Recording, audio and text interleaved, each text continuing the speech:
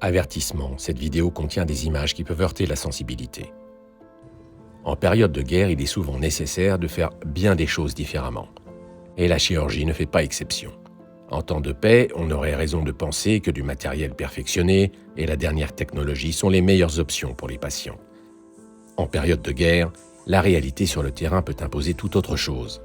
Avant tout, des professionnels de santé doivent avoir les compétences requises pour fournir des soins, même s'ils doivent travailler dans des contextes où les ressources et le matériel peuvent manquer.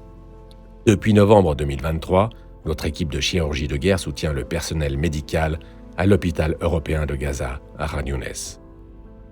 Leur aide se concentre sur les procédures d'urgence, les interventions chirurgicales, des soins infirmiers post-opératoires, ainsi que sur la physiothérapie. Nous traitons ainsi des brûlures graves, ou des fractures ou des lésions causées par explosion ou par balle. Cette équipe de chirurgie de guerre est composée de spécialistes riches d'expériences diverses. Ils ont en commun de savoir comment travailler dans des environnements difficiles. Ils sont formés pour gérer l'absence d'équipements de pointe ou d'instruments habituellement disponibles.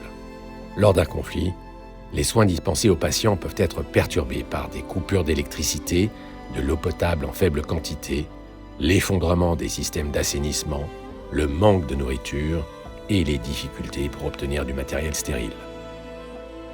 Actuellement, à Gaza, beaucoup de centres de santé ont cessé de fonctionner.